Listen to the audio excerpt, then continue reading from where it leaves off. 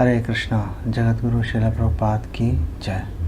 हम लोग श्रीमद् भागवतम पहला स्कंद 7वें अध्याय पे हम लोग चर्चा कर रहे हैं। मंगलाचरण के बाद शुरू करते हैं। ओम अज्ञानतिमिरान्धस्य ज्ञानाञ्जन शलाकया चक्षुर उन्मीलितं येन तस्मै श्री गुरुवे नमः। श्री चैतन्य मनोभीष्टं स्थापितं येन भूतले स्वयं रूपा कदामयं ददाति स्वपदान्तिकम्। श्री कृष्ण चैतन्य प्रभु नित्यानंद श्री अद्वैत गदाधर शिवासदि गौर भक्तवृंदा। हरे कृष्ण कृष्ण कृष्ण हरे हरे, हरे राम राम राम हरे हरे। तो पिछले अध्याय में हमने देखा था कि नारद जी ने श्रील व्यास देव को भागवतम लिखने की प्रेरणा भी दी, संक्षेप में बताया भी और अपने बारे में जानकारी दी कि मैं कैसे भक्ति के बल पर एक दासी पुत्र से नारद के पद पर स्थित हो गया मैं। तो ये सब बोल के नारद जी वहाँ से अन्यत्र चले गए। तो अब शौनक ऋषि ने पूछा तो फिर व्यासदेव जी ने उनके जाने के बाद में फिर क्या किया। तो अब वो एक्सप्लेनेशन यहाँ पे आ रही है कि जब नारद जी चले गए तो व्यासदेव जी सरस्वती नदी के तट पे बैठे थे। उन्होंने आचमन किया और आचमन करके आश्रम में बैठ के उन्होंने ध्यान लगाना शुरू कर दिया भगवान पर। और जब ध्यान लगा रहे थे तो उस समय ये श्लोक वहाँ पे बोला गया, भक्ति योगेन मनसि सम्यक प्रणिहिते अमले अपश्यत पुरुषम पूर्णम मायाम च तद अपाश्रयाम। जब उन्होंने ध्यान लगाया भगवान पर तो उन्होंने क्या देखा, तो उन्होंने देखा, ध्यान उन्होंने लगाया भक्ति योग के माध्यम से पूरी तरह से भगवान के चरणों में ध्यान अपना निवेशित कर दिया। कोई भी भौतिकता का उसमें लेश मात्र भी भौतिकता नहीं थी, अमले लेश मात्र भी भौतिकता नहीं थी। और फिर उन्होंने परम भगवान के दर्शन कर लिए। और जब परम भगवान का दर्शन किए तो साथ में उन्होंने भगवान की बहिरंगा शक्ति माया को भी देखा, जो पूरी तरह से भगवान के नियंत्रण में थी। ब्रह्मा जी भी बात कर रहे हैं, सृष्टि स्थिति प्रलय साधन शक्ति रेखा छाये व्यस भुवनानि विवर्ति दुर्गा इच्छानुरूपमपि यस्य च चेष्टते स गोविंदमादि पुरुषम तमहं भजामि। कि जो दुर्गा देवी हैं, जो माया देवी हैं, बहिरंगा शक्ति हैं, वो इस भौतिक संसार का सृजन पालन और संहार करती हैं भगवान की छाया के रूप में। जैसे एक छाया किसी व्यक्ति के पूर्ण नियंत्रण में होती है, ऐसे ही जो माया देवी है भगवान के पूर्ण नियंत्रण में उन्होंने देखा। तो और उन्होंने क्या देखा कि ये जो माया शक्ति भगवान की बहिरंगा शक्ति के कारण जो जीव है, वैसे तो तीनों गुणातीत है, वो तीनों गुणों से ऊपर है, लेकिन वो अपने आप को शरीर समझ लेता है, देहात्म बुद्धि में घुस जाता है और भौतिक दुख भोगना शुरू कर देता है। अब वहाँ पे एक्सप्लेन किया गया है भागवतम में 6ठे श्लोक के अंदर बता रहे हैं कि ये जो भौतिक दुख हैं ये जीव को सता नहीं सकते, उसको प्रभावित नहीं कर सकते टेक्निकली। अलग है, गुणातीत है जीव, लेकिन ये जो क्लेश है अविद्या के कारण उसको परेशान करते रहते हैं। और अगर जीव भगवान की सेवा में नियोजित हो जाए, अगर कोई व्यक्ति भगवान की भक्ति करना शुरू कर दे तो ये जितने भी भौतिक क्लेश हैं ख़त्म हो जाएंगे ये। लेकिन ज़्यादातर लोग इस बात को जानते नहीं हैं।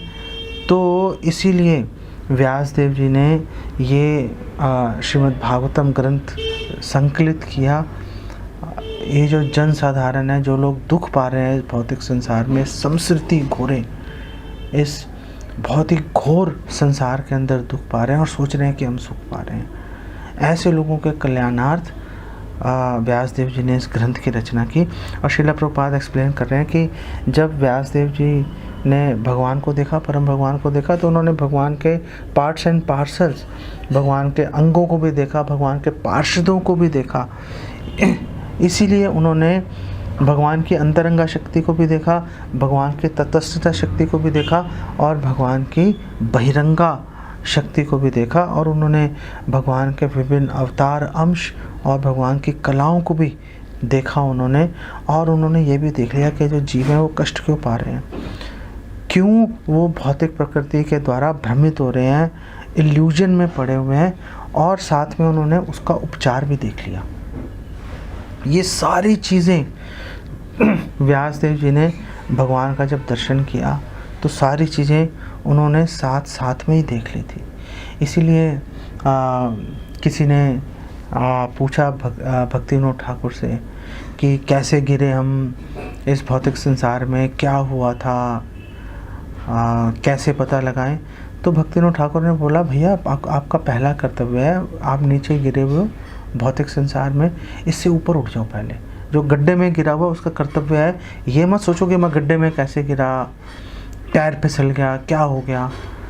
पहला कर्तव्य बाहर निकलो। जब आप बाहर निकलोगे तो दिख जाएगा कैसे गिरे थे, सारी पिक्चर क्लियर हो जाती है। ऐसे ही जिसने भगवान को देख लिया, भगवान को जान लिया, मुंडक उपनिषद में भी बोला है कि जिसने भगवान को जान लिया, हर चीज़ उसको, हर बात की उसको जानकारी हो जाती है। तो क्या शिक्षा है इससे पता चल रहा है?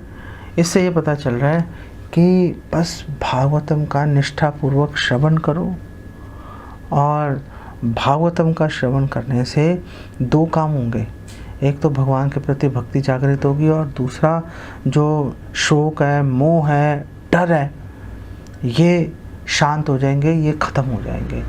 दोनों चीज़ें इकट्ठी होंगी। जैसे आप भोजन करते हो तो आपकी भूख भी शांत हो जाती है और शरीर भी पुष्ट हो जाता है। दोनों चीज़ें साथ साथ चलती हैं। ऐसे ही भागवतम पढ़ने से, भागवतम का श्रवण करने से, गुरु परंपरा के माध्यम से दोनों चीज़ें साथ साथ हो जाएगी।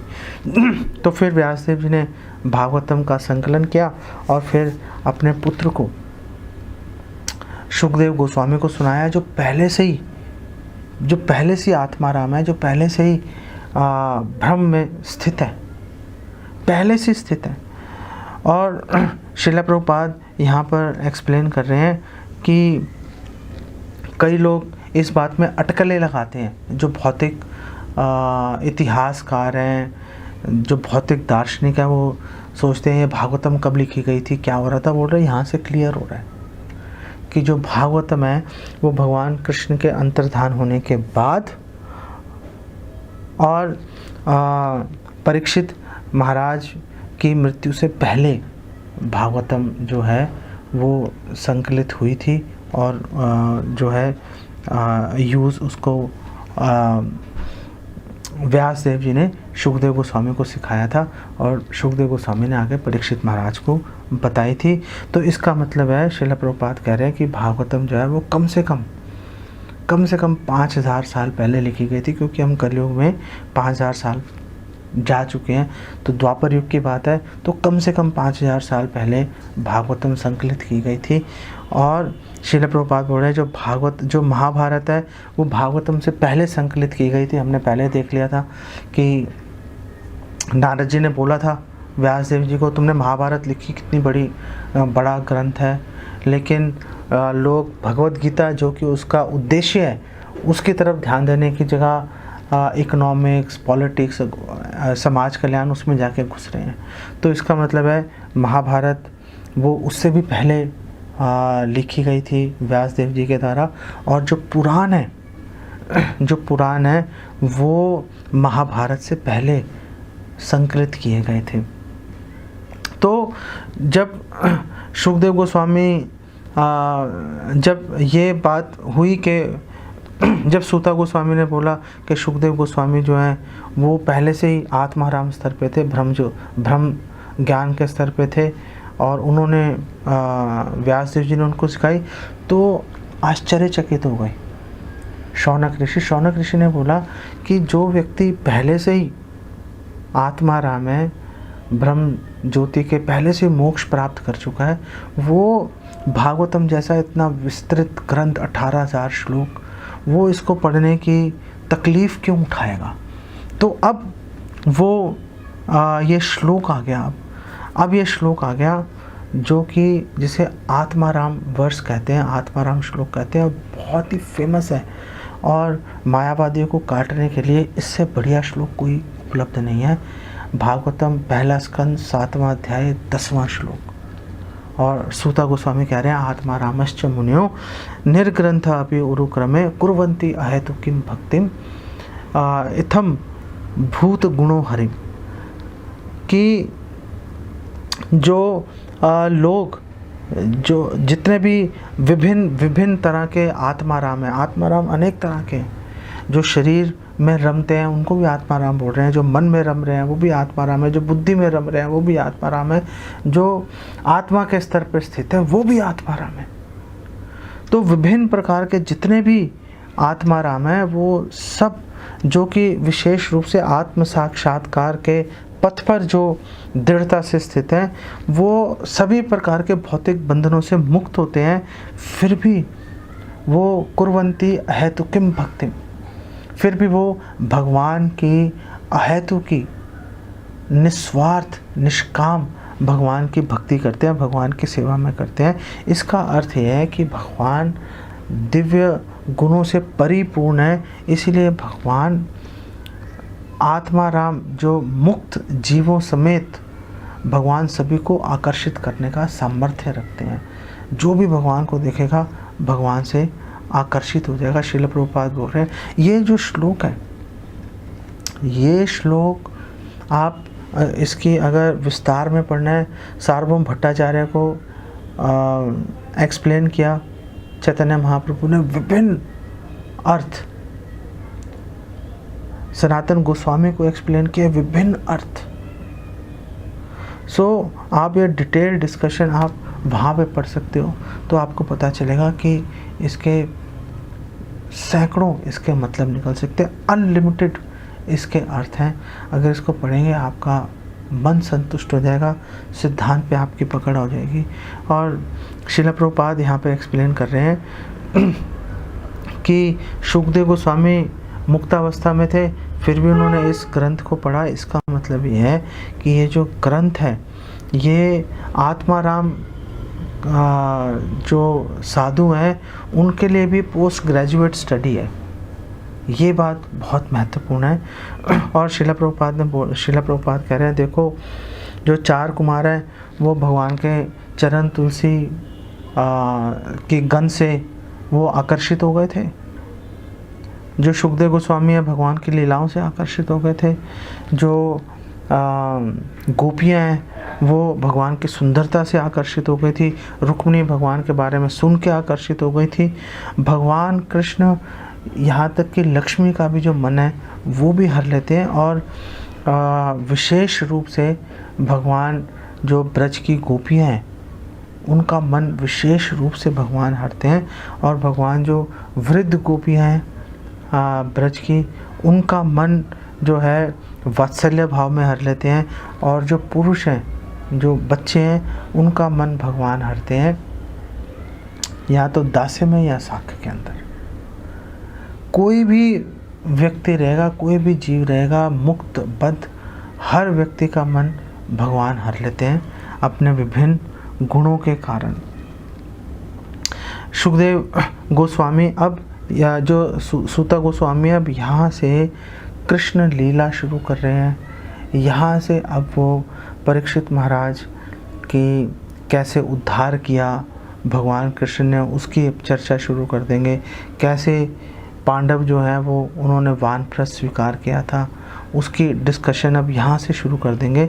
और श्रील प्रभुपाद बोल रहे हैं कि ये जो सारी डिस्कशंस होती हैं, जितनी भी पूर्व काल में जो भी घटनाएं हुई, वो वैसे तो सब इतिहास होता है, लेकिन जैसे ही भगवान कृष्ण का उसमें वर्णन आ जाता है वैसे ही वो जो इतिहास है वो ट्रांसेंडेंटल हो जाता है। जैसे महाभारत और भागवतम भी एक पुराण है, लेकिन भागवतम और महाभारत में एक बड़ा डिफरेंस है कि महाभारत में भी भगवान का वर्णन है, लेकिन भागवतम में तो सेंट्रल केंद्र बिंदु ही भगवान कृष्ण है।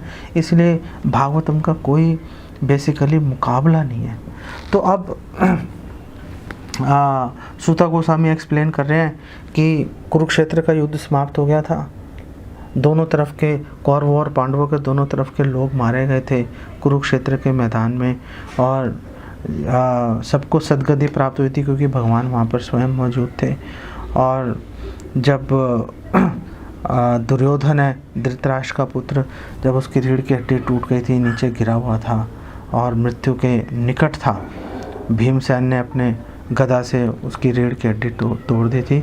तो जो अश्वत्थामा गया चुपके से, उसने सोते हुए द्रौपदी के 5 अबोध बच्चों की निर्मम हत्या कर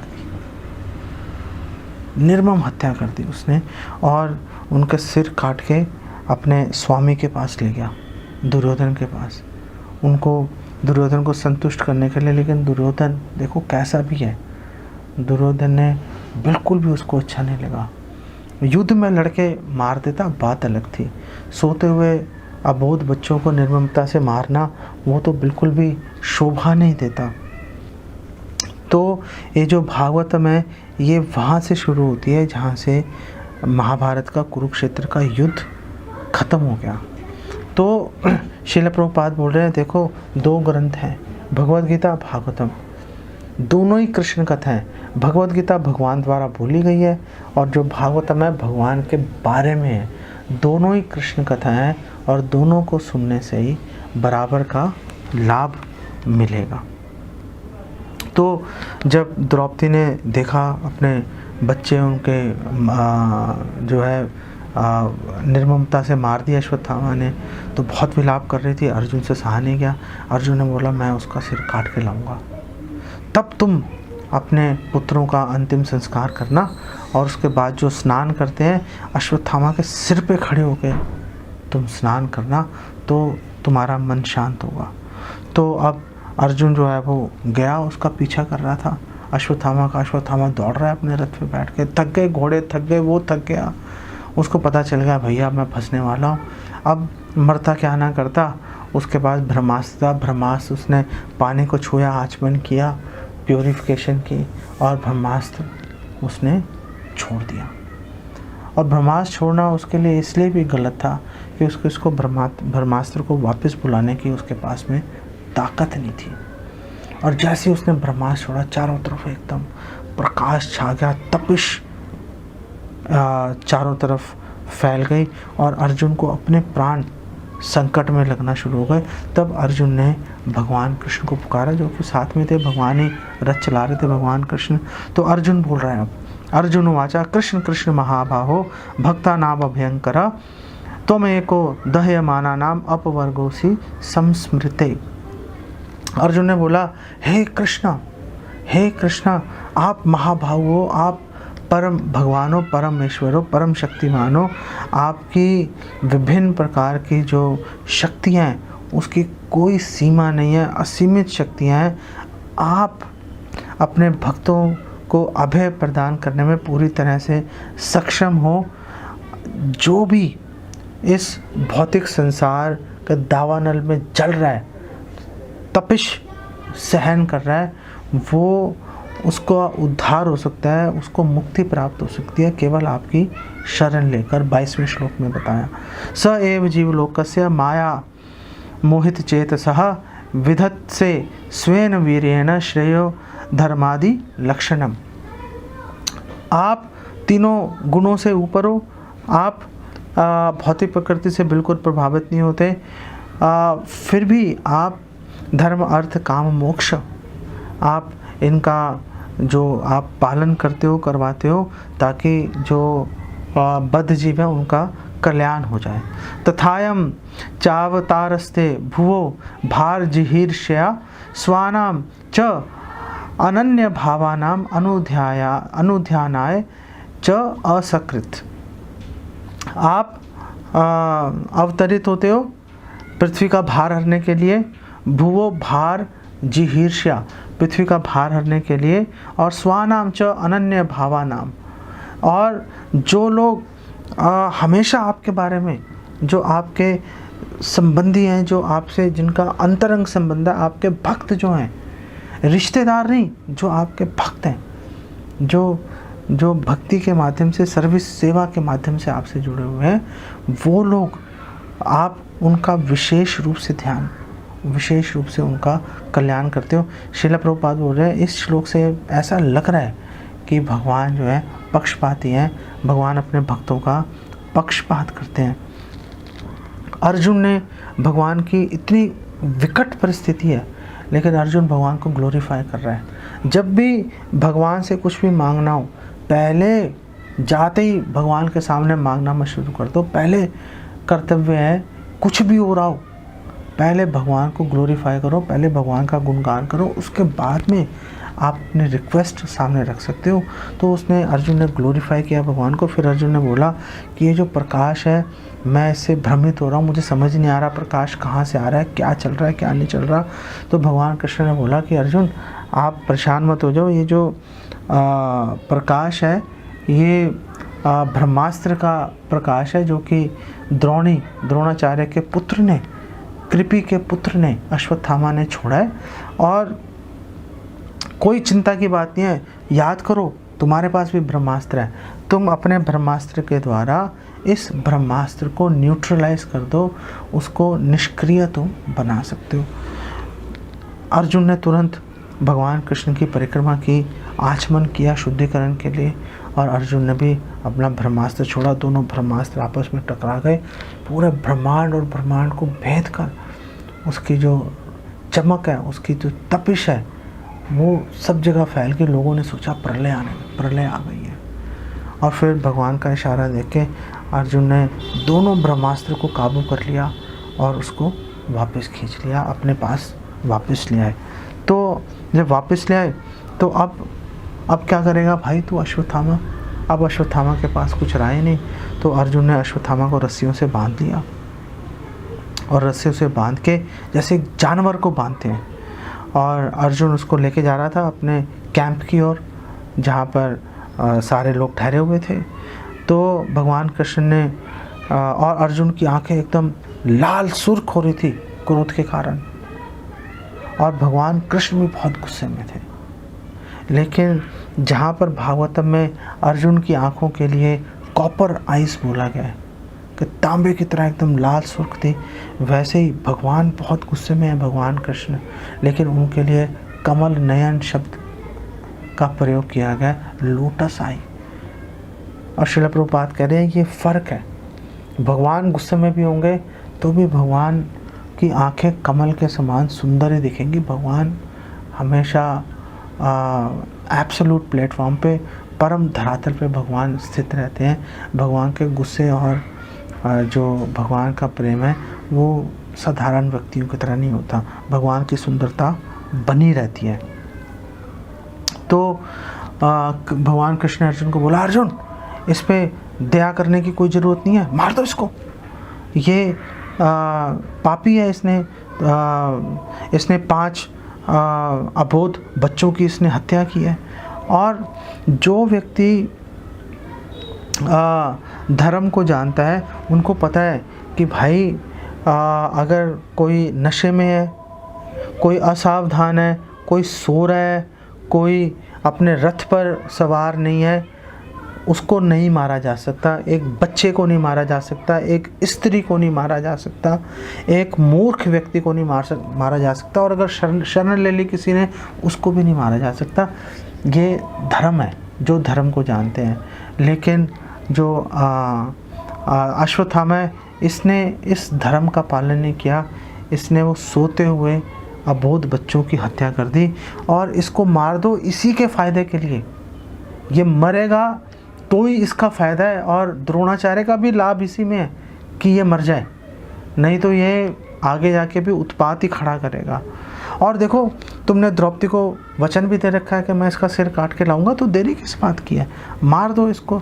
ये हत्यारा है, इसने तुम्हारे परिजनों का, तुम्हारे बच्चों की इसने हत्या की है, और इसने अपने मास्टर, अपने स्वामी दुर्योधन को भी निराश किया है। दुर्योधन की भी ऐसी इच्छा नहीं थी, ये कुलंगार है, ये अपने कुल को ही जलाने वाला है, इसको तुरंत मार दो, इसको इमीडिएटली फटाफट मार दो इसको।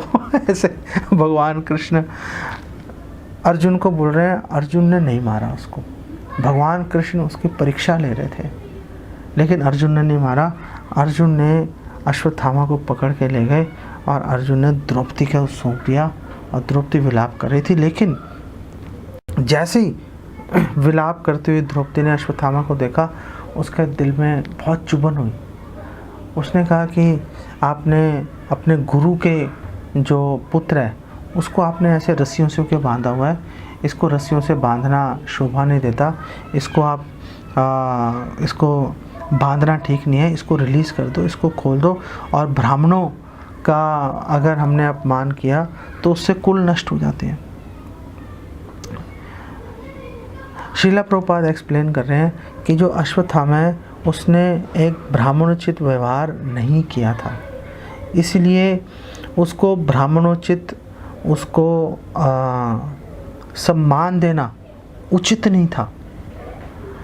तो इस आधार पर भी भगवान कृष्ण और अर्जुन एकदम सही थे कि अश्वत्थामा को मार देना चाहिए। लेकिन द्रौपदी जो है, द्रौपदी शास्त्रों की दृष्टि से नहीं देख रही थी, वो रीति रिवाजों की दृष्टि से देख रही थी। और उसने अश्वत्थामा को वही रिस्पेक्ट दी जो उसके पिता को दी जा रही थी। और द्रौपदी ने बोला अर्जुन को, देखो आपको उनके पिता का कृतज्ञ होना चाहिए, उन्होंने आपको सीक्रेट, आपको रहस्यमयी मंत्र आपको दिए।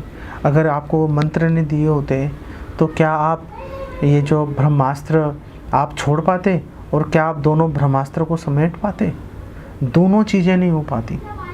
तो आज जो भी हो रहा है आप इसको पकड़ पाए, ब्रह्मास्त्र को न्यूट्रलाइज कर दिया, उसको निरस्त कर दिया आपने, ये काम आप कर पाए अपने गुरु द्रोणाचार्य की दया से। तो आपको उसका सम्मान रखना चाहिए। और जो पुत्र होता है पिता का प्रतिनिधि होता है बेसिकली। और इसकी माता के बारे में भी सोचो, जो कृपि है, कृपि इसीलिए सती नहीं हुई क्योंकि उसका पुत्र था।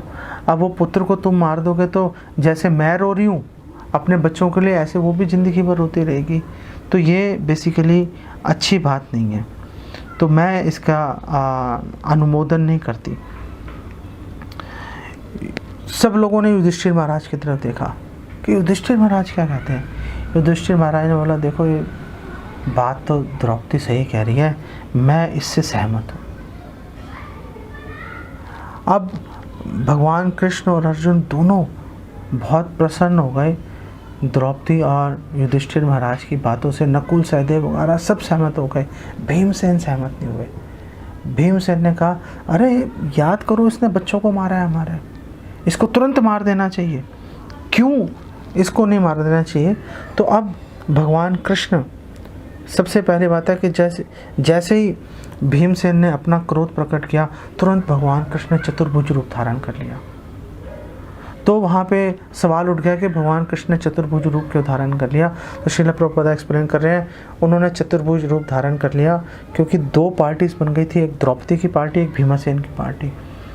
तो भगवान कृष्ण ने चतुर्भुज रूप धारण किया, दो हाथों से द्रौपदी को रोकेंगे और दो हाथों से भीम को रोकेंगे। अरे भाई रुक जाओ, कर रहे हैं, शांति बनाए रखो, समस्या का समाधान होगा। अब भगवान कृष्ण मंद मंद मुस्कुराते हुए भगवान कृष्ण बोल रहे हैं अर्जुन को। उन्होंने बोला, देखो एक ब्रह्म बंधु जो है, जो ब्राह्मण कुल में जन्म तो हुआ लेकिन उसके पास वो योग्यता नहीं है, वो गुण नहीं है उसके पास में, जो ब्रह्म बंधु है उसको मारना नहीं चाहिए, लेकिन जो आदत आई है उसको तुरंत मार देना चाहिए। ये हमारे शास्त्रों का जो शिक्षा है, निर्देश है। तो अब अर्जुन तुम देख लो क्या करना है, इसको मारना भी है और इसको नहीं भी मारना।